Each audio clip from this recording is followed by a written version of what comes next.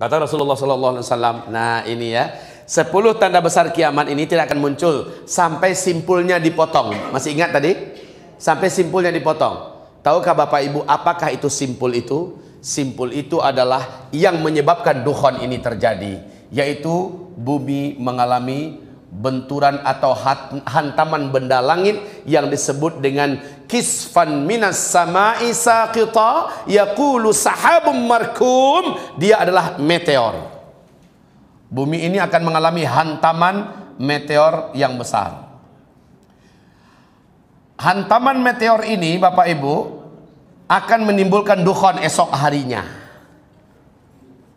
Saya ulangi,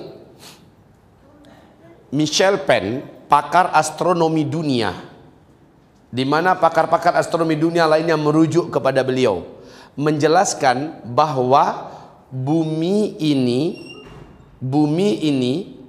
bila dihantam oleh meteor ruang angkasa, dulu pernah seketul meteor menghantam atmosfer bumi kita, tembus ke daratan. 97% populasi kehidupan makhluk apapun yang hidup di muka bumi musnah, termasuk peradaban dinosaur dan sebagainya. Ini menurut mereka. Sekarang kata beliau, meteor akan kembali menghantam bumi. Menurut perkiraan NASA Amerika Serikat, meteor akan menghantam bumi, akan masuk maksudnya. Ini ada arus sungai meteor di ruang angkasa. Jumlah meteor di sini adalah ratusan juta meteor.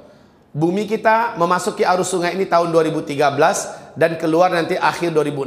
Berarti melintas di sini selama 4 tahun. Sekarang kita ada di lintasan tahun terakhir. Paham Bapak Ibu?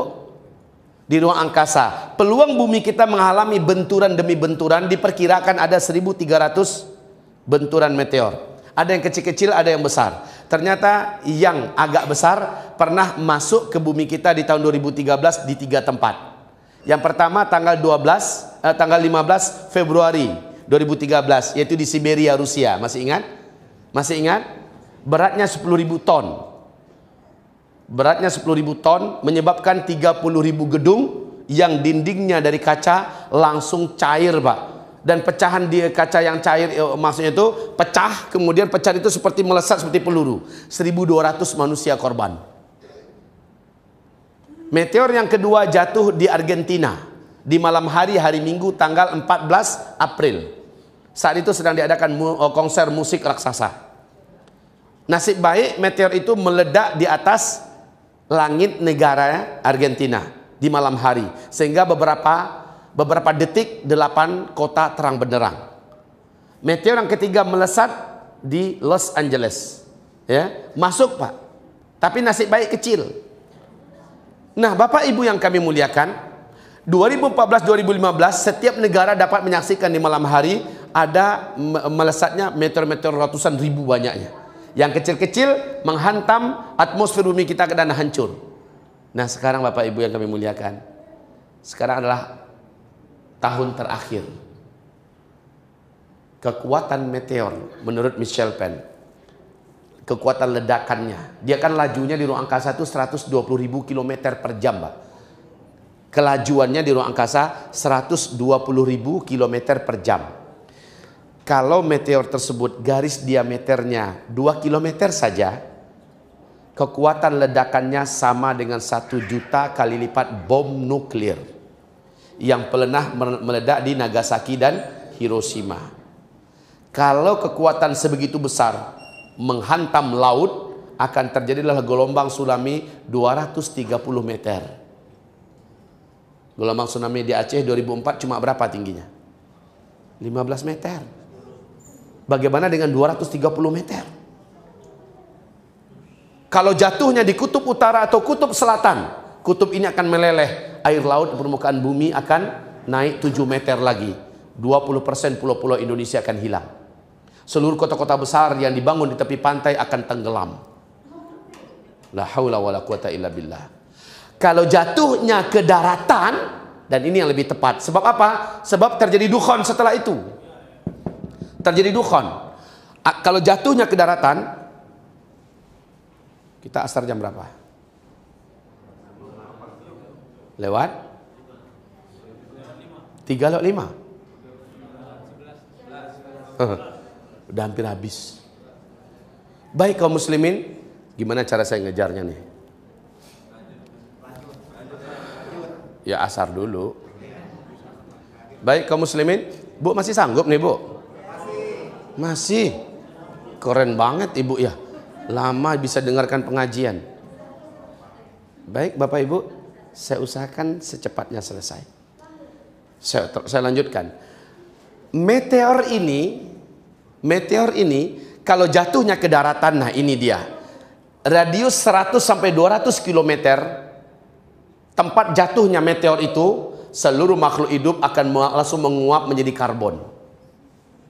Lalu partikel-partikel akibat ledakan, partikel bumi yang membumbung ke udara sangat tebal dan sangat panas ini Pak, sangat tebal, langsung dibawa oleh gelombang kejut dengan kecepatan 800 km per jam, segera membawa partikel-partikel tebal yang membumbung ke langit tadi, membungkusi bumi. Di sinilah terjadinya duhan. Bumi terbungkusi selama 40 hari 40 malam, itu sangat panas, sangat gelap pekat. Jadi sesuai ya, jatuhnya meteor dengan terjadinya duhan ini sejalan. Inilah yang dikatakan oleh Ibnu Abbas dalam sanad yang jayyid dari Ibnu Jarir, yang menceritakan adalah Ibnu Abi Mulaikah. Kaum muslimin yang kami muliakan, akibat daripada meteor ini menjadikan manusia-manusia kafir, seperti yang Allah firmankan di Al-An'am ayat 158, orang kafir. Dan orang-orang Islam yang imannya tipis dan suka buat dosa, minim amal soleh, sama tersiksanya akibat dukhan ini. Tubuh mereka melepuh, jantung mereka menggelegak seperti mau masak, biji mata mereka seperti mau keluar, dari lubang hidung mereka mengeluarkan asap, mulut mereka mengeluarkan asap, dan lubang dubur mereka mengeluarkan asap. Tapi orang yang beriman, imannya kuat, amal solehnya sebelum kejadian ini banyak, Allah jadikan dia kebal dari bahaya dukhan ini. Itulah rahasia kenapa Nabi dalam fitnah Syam memerintahkan perbanyak amal agar ketika ini terjadi kita sudah kebal, kita sudah layak dilindungi oleh Allah. Paham? Makanya Nabi mengatakan badiru bil a'mal. Jadi Pak, minta maaf, jangan leha-leha lagi lah. Masa jangan dibuang-buang, waktu kita tidak banyak. Lakukan akselerasi amal soleh sebanyak-banyaknya, secepat-cepatnya. Memperbanyak amal Pak, bukan perbanyak duit. Baik, kita lanjutkan sedikit. Kaum muslimin yang kami muliakan, meteor ini mengandung siderite. Apa itu siderite? Kandungan berupa zat besi dalam meteor ini. Nah, inilah dia biang petaka menghancurkan teknologi yang ada. Ketika dia menghantam atmosfer bumi kita, terjadi dentuman yang besar. Satu bumi dapat mendengarkan suaranya. Kaum muslimin, dia terbakar. Ketika dia merangsek masuk, menembus pertahanan atmosfer kita, dia terbakar, menimbulkan asap yang tebal. Bagian kulitnya akan lepas satu persatu, lalu menghunjam bumi menjadi hujan meteor yang kecil-kecil. Paham? Tapi yang besarnya inilah dia siderite. Siderite ini dengan kasus di mana dia melakukan merangsek menembus pertahanan atmosfer bumi kita, menyebabkan timbulnya medan magnet yang sangat kuat. Akibatnya seluruh besi dan logam yang ada di bumi akan terinduksi. Paham? Mobil kita mesinnya dari besi enggak? Terinduksi, terkena medan magnet yang sangat kuat dan akhirnya lengket antar satu yang lain. Mobil nggak bisa lagi di starter. Pesawat juga demikian, kapal apa saja, pabrik-pabrik, industri-industri gagal seluruhnya untuk dijalankan.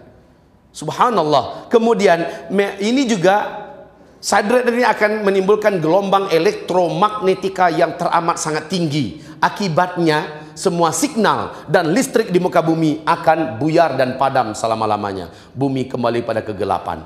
Inilah pernyataan Albert Einstein dan Steve Jobs bahwa tak lama lagi kalian akan kembali ke zaman batu. Paham? Kenapa Rasulullah mengatakan ini Bapak Ibu? Karena Rasulullah SAW diwahyukan wahyu kepadanya. Wa ma yantiqu 'anil hawa in huwa illa wahyu yuha. Oke, Bapak Ibu sekalian, Bapak dapat bayangkan nggak gimana rasanya hidup tanpa teknologi?